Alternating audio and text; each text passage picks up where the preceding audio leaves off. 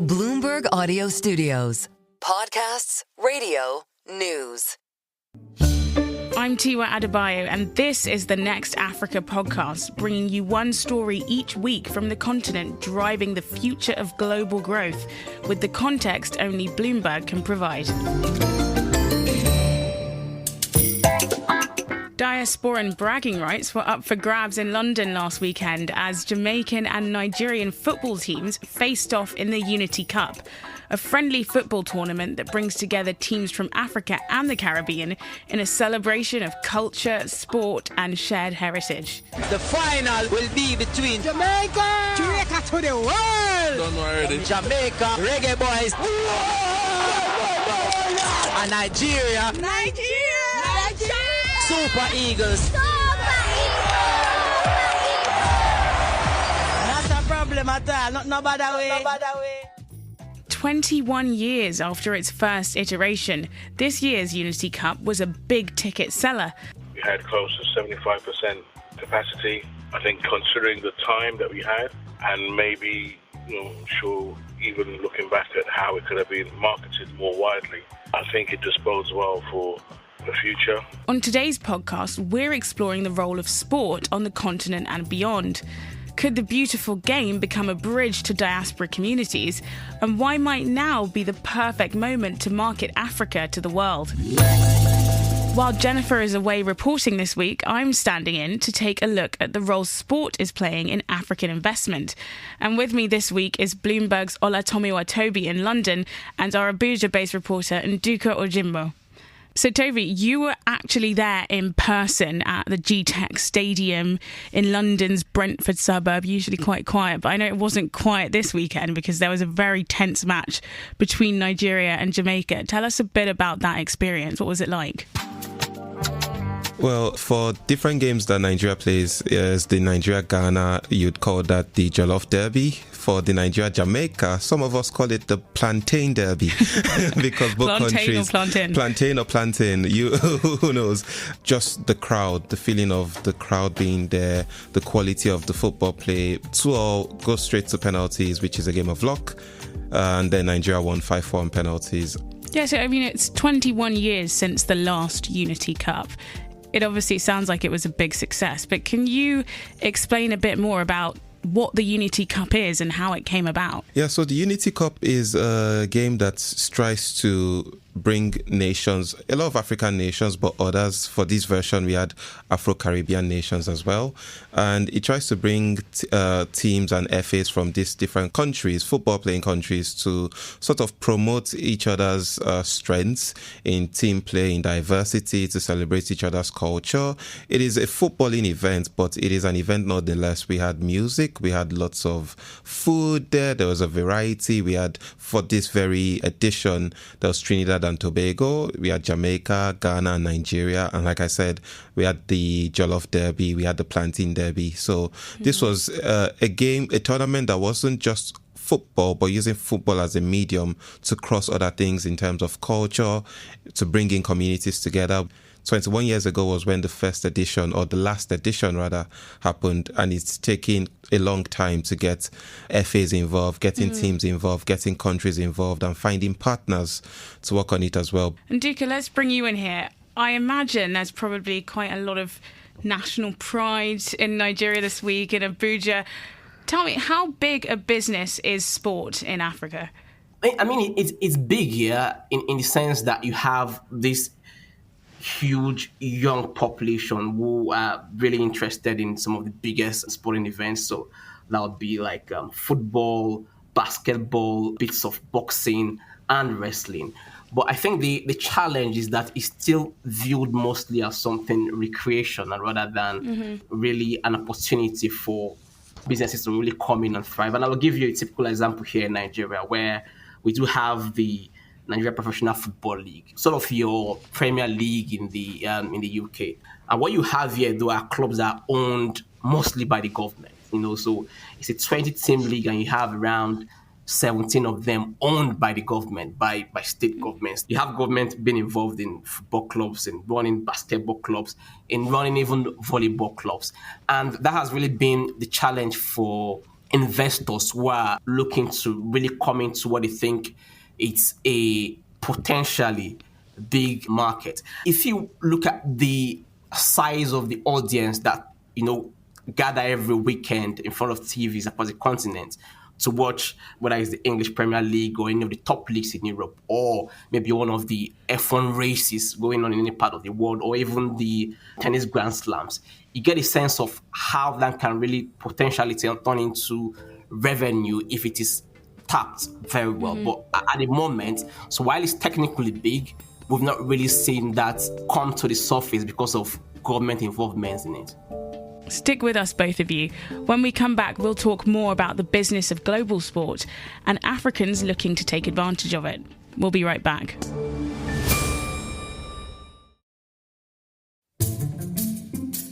Welcome back. Today we're talking about the business of sport as African nations look to connect with diaspora communities. Olatomiwa, Tobi and Nduka Orjinmo are still with me.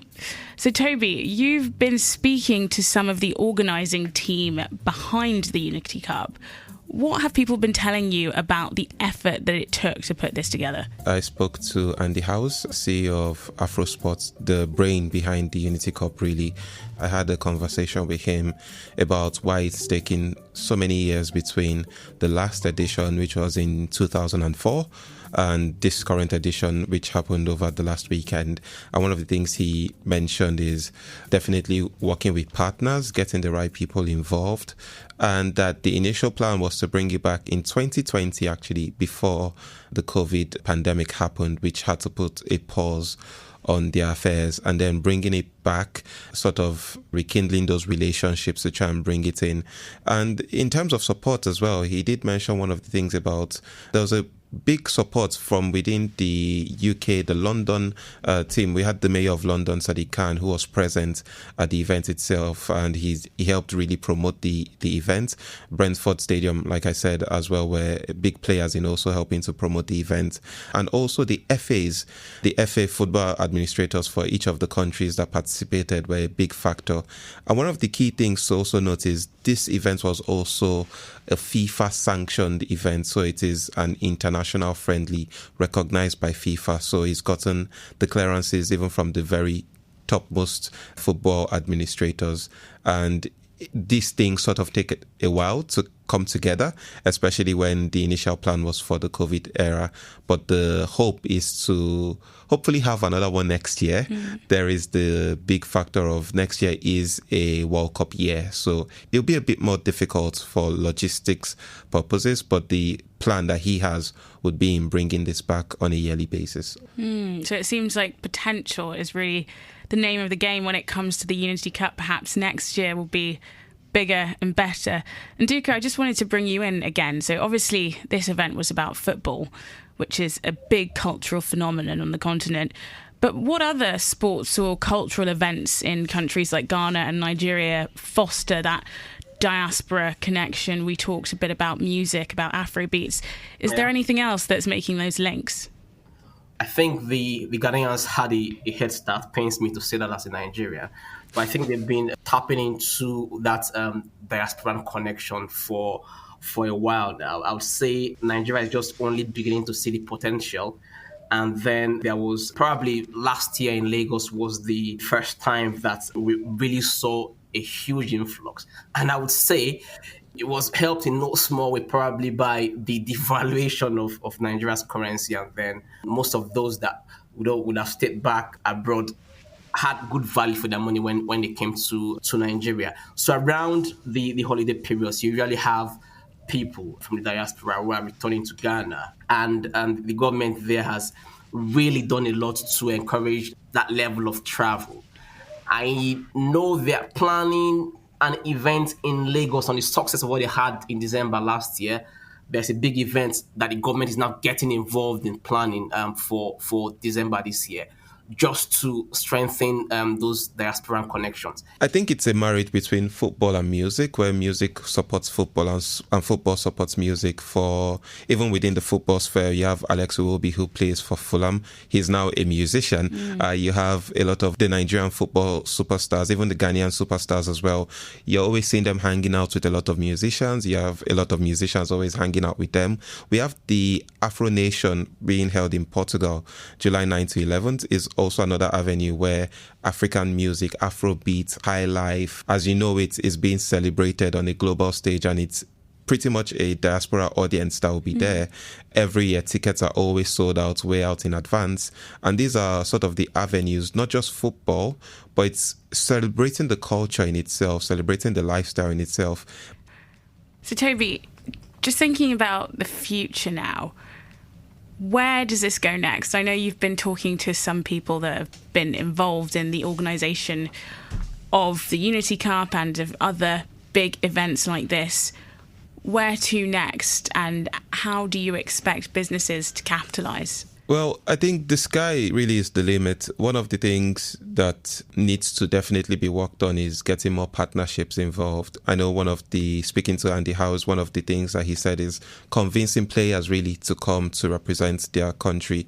One of the sort of difficulties for the Unity Cup this year is a lot of clubs were still playing club football during that season. So on one side, for the community, many of the countries that took part in the tournament took a lot of their home-based footballers to play for it. Ghana had a lot of Ghanaian FA footballers based in Ghana, same with Nigeria. Yes, there were a few superstars that played across board. So on the one side, there's a lot of homegrown talents that you're shipping out who are going to express themselves. And on the other side, a lot of the actual, many of the regular first team international superstars see these events and say, I want to be a part of it next year. They tell their FA they want to get more involved. So partnership is definitely a big side. But we've seen how partnership works when it works. The AFCON 2023 delayed and was played in 2024. We saw a partnership between the Confederation of African Football. We saw BBC get involved, Sky were involved, beIN Sports, and about 6,000 journalists applying for accreditation, which is more than double what was the number of the last AFCON, because there's much more visibility with these partnerships. So more people want to get involved, and when more people get involved, it shows in the numbers, it shows in the last AFCON as well. One of the big games that was watched, it was the game between Nigeria and South Africa. According to Patrick Motsepe, that's the president of CAF, saying nearly 2 billion people globally across various media platforms were watching the last African Cup of Nations.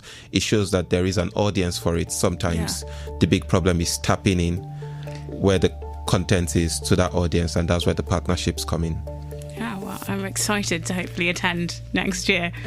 Nduka and Tobi, thank you so much for joining me on the podcast. You're welcome, Tiwa. Thank you, Tiwa. You can read more of our reporting on the business of African sport on Bloomberg platforms now.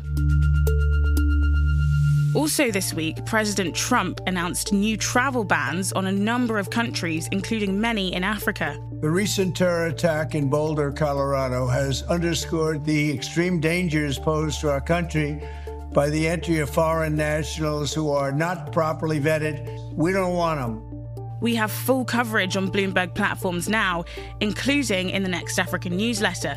We'll put a link to that in the show notes. Jennifer Zabasajja will return next week with a deep dive into the impact of these new rules. This programme was produced by Adrian Bradley. Don't forget to follow and review this show wherever you usually get your podcasts.